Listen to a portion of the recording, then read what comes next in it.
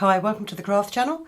Today I'm going to show you how to make a really simple drawstring bag that's perfect for toiletries or for gifting. You know, you're coming up to Christmas, you've bought some bits and pieces for your teenage daughter and you want to present them in a really sweet package. Very simple to make with these lovely Gutermann fabrics, so we'll get started. So, this very simple fully lined drawstring bag that closes, I was going to say with a touch of a button, but that would be a lie, just by pulling each end. We will have templates that you can download online, and quite simply what you need to do is you need 2 lining pieces which are separate, 1 outer piece which is joined at the fold simply so that you don't get that extra seam at the bottom, 2 straps, they're not straps, channels for your drawstring, and a pocket piece. We'll start with the pocket piece because it's always wise to sew anything onto the outside of your bag before you sew the bag together. Makes life so much easier. So just fold that pocket piece in half, right sides together.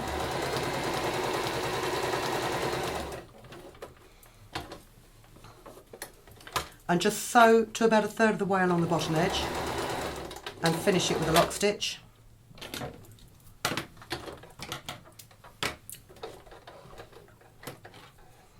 Always helps if you put your needle in the highest position before you try and pull your sewing out from underneath it. And then start again 1/3 of the way through the lock stitch. Yeah, I thought so. I've managed to unthread my needle. Can I just point out, machines with needle threaders are such a good idea, especially when you get to my age and you have a feeling that you need bifocals and you can't thread a needle anymore, because it makes life so much easier. There you go.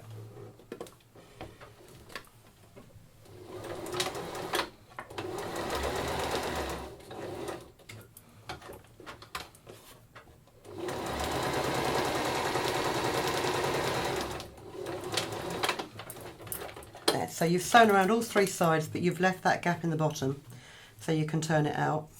Clip your corners off so you don't get a bulky corner, and just pop your finger inside and poke that pocket the right way out.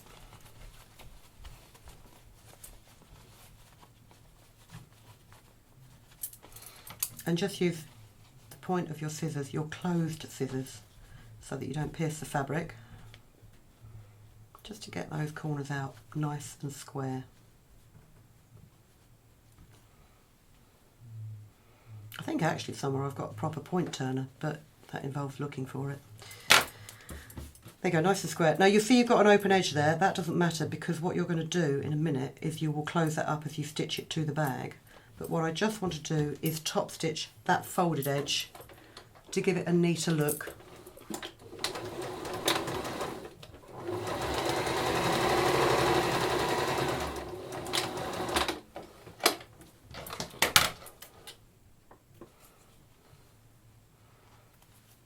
Like this.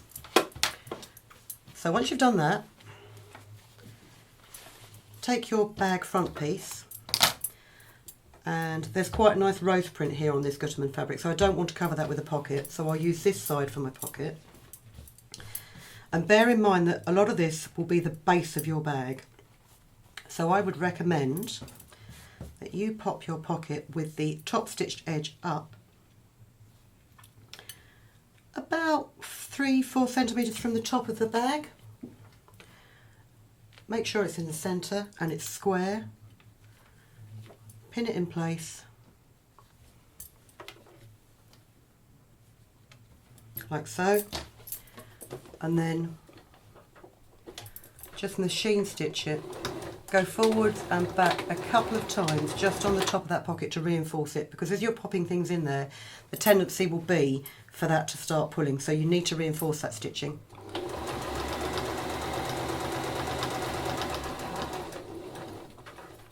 Just makes it last a bit longer. You're getting to the edge now where you've still got this open gap, but as you sew it to the bag front, it closes the gap up.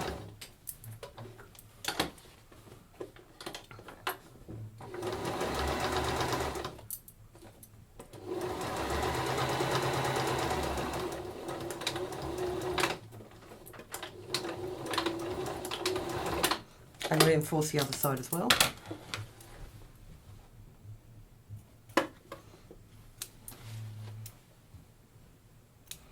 And it helps if you trim away those odd bits of cotton as you work, because otherwise what happens is you get a finished project and there's just bits of cotton flying everywhere.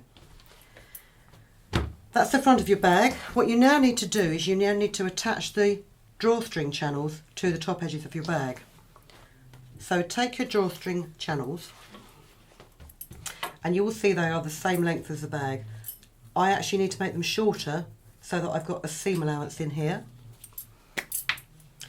And because I hem the lazy way, I'm just going to apply a bit of glue to the inside and fold that over by about 1.5 centimetres on both ends.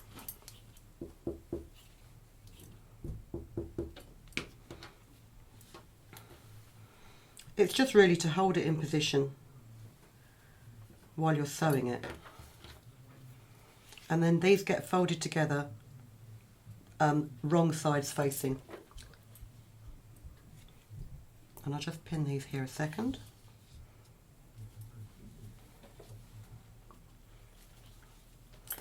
Do the same with the other one while you've got your glue stick out.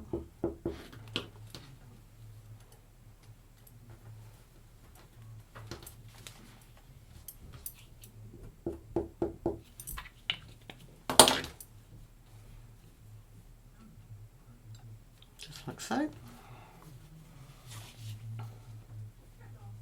And you don't need to wait for the glue to dry. With a dry glue stick like that, the great thing is it doesn't really soak through the fabric. It's only really what I call a temporary bond. You certainly couldn't put this in the washing machine and expect, you know, you couldn't glue a whole bag together and put it in the washing machine because it would fall apart. But just to keep those ends in, it's perfect. And then what we need to do is you line up your drawstring channel onto the raw edge of the bag. I'm just going to pop a pin in the centre to hold it in place. And then take one of your lining pieces and lay it over the top, lining it up perfectly with the sides of your bag.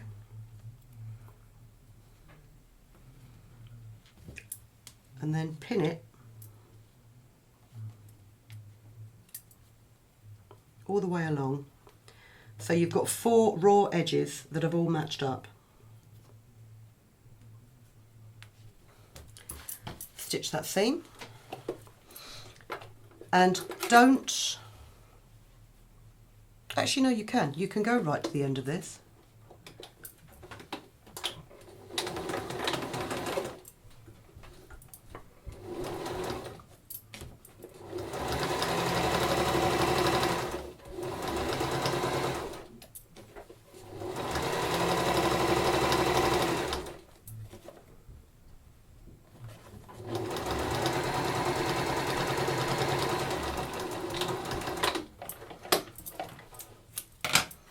So what you'll have when you open up your lining and your outer, you've got this drawstring channel here.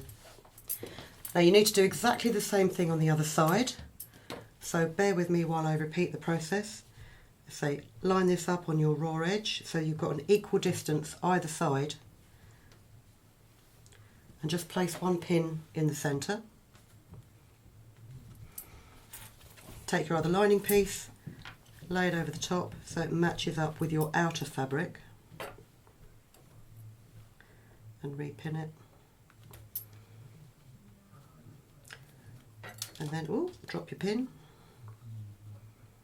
Just check that all those raw edges line up together.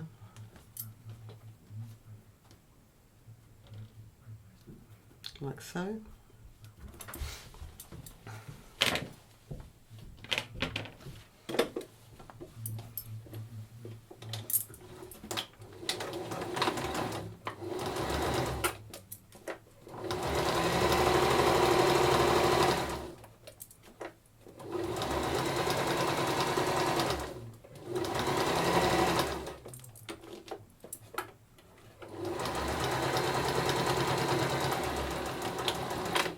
And the fabulous thing about a project like this is it's all straight line sewing. There's no tricky corners or curves or anything like that. It's all very, very simple. So you've ended up, you probably can't see it in the camera now, but you've ended up with your outer with 2 linings. What you need to do now is fold the whole thing in half and line up these 2 seams here between your outer and lining fabric. And just pop a pin in there to hold it. And the same with the other side. Like so. Oh, that's just shifted slightly.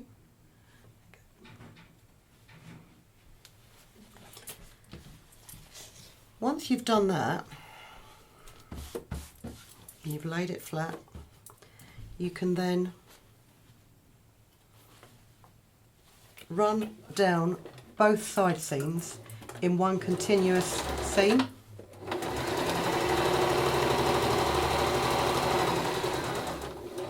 Just take care as you're getting to this part here, because you are going over multiple layers of fabric. So you might just want to slow it down a bit and take the pin out before it's too late. It's always advisable, if you are pinning fabric, although it's tempting to run your pin in that direction, it's actually more advisable to put it like that, because if you do forget to take a pin out, the chances of the needle actually hitting that bit are much, much slimmer than the needle hitting the entire length of the pin. That's a tip my domestic science teacher taught me. God bless her.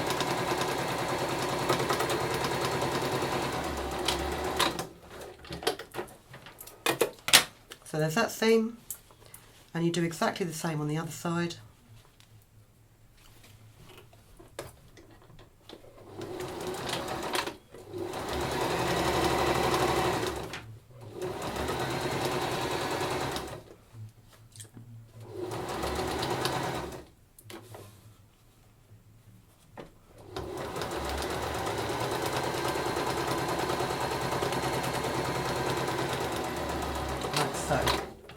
Now you'll notice on the template and on the pattern pieces, we've got these notches that are cut out in the corner. And this is so that you can make what's called a feed sack base. Quite often you'll see instructions where they'll tell you to line up the side seam with the bottom seam and sew across the triangle that's formed and clip the ends off. And you look at it and you think, what? But essentially that's what it is you just... If I hadn't cut that notch out, you would have had a triangle of fabric there. What it does is it creates a nice flat bottom to the bag. So we'll do the outers first.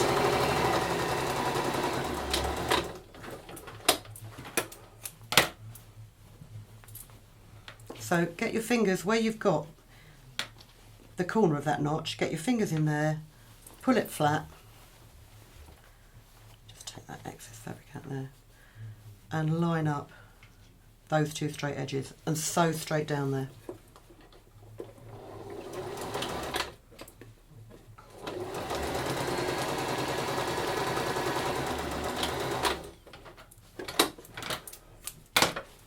You'll do the same with the lining, but before you do that, you need to sew up this gap at the bottom. But, as always, don't sew the whole gap out, whole gap out, whole gap up. Sew about 1/3 of the way along and stop. Start again 2/3 of the way along.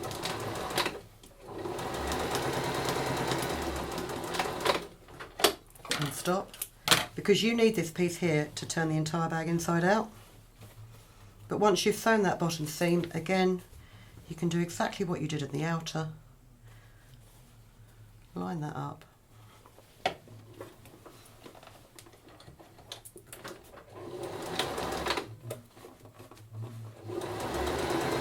And stitch it.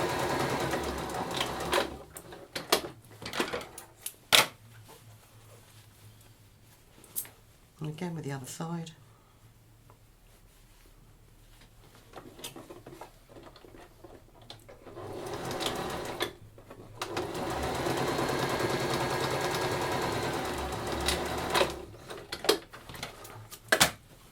So you've got your inside out bag, pop your finger inside the gap, grab the far corner and pull it through.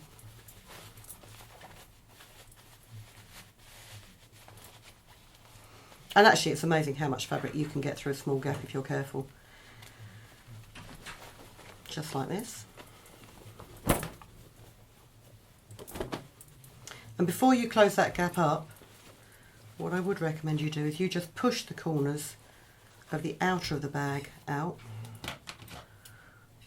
Always stray bits of cotton hanging around my sewing and my floor and my clothes.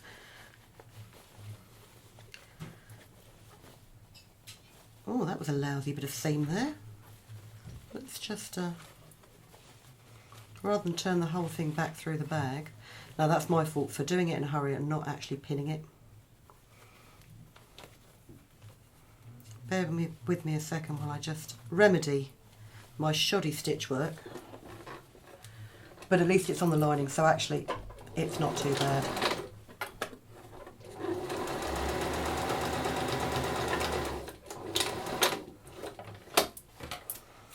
There you go, never knew that happened. I'm just going to check the other seam now and check I haven't, no, that's fine. So you've got your raw edge, just tuck all those raw ends of cotton in there.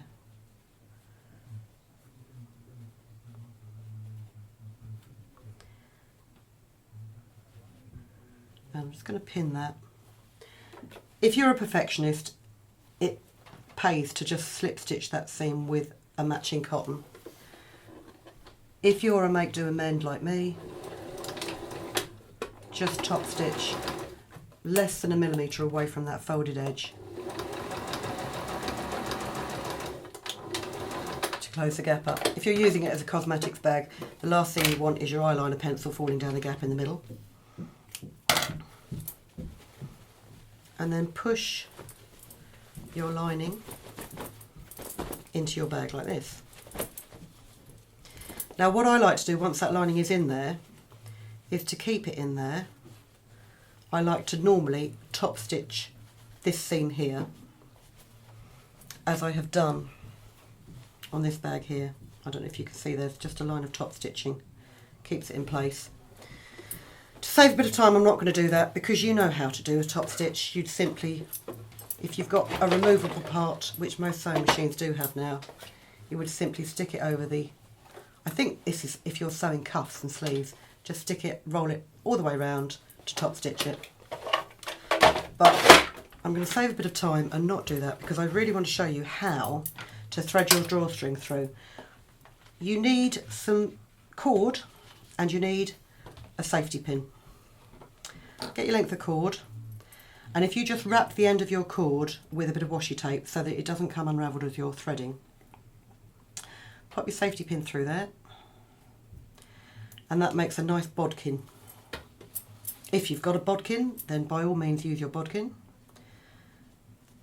What you need though is something stiff that you can hold on to as you're threading it through, and just push and pull all the way through that drawstring channel and out the other end. Repeat on the other side.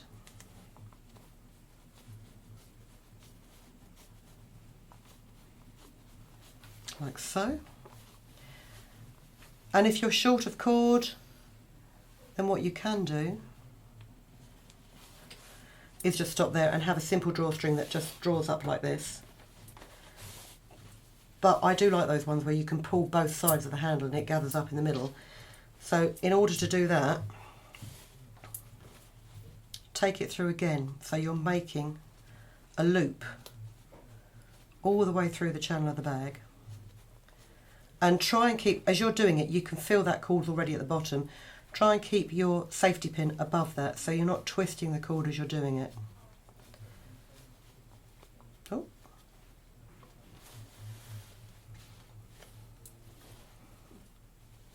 And around again.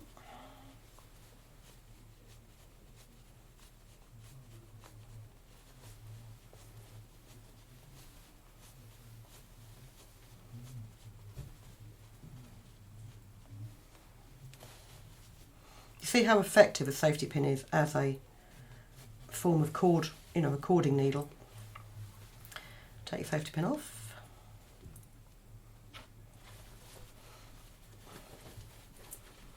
And tie the cord in a reef knot.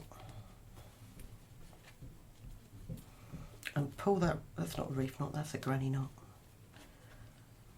Right hand over left, left hand over right, yeah, that's the one.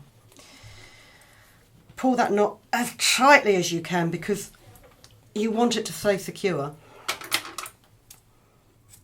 Trim the ends off and then grab this loop and manipulate it so that that knot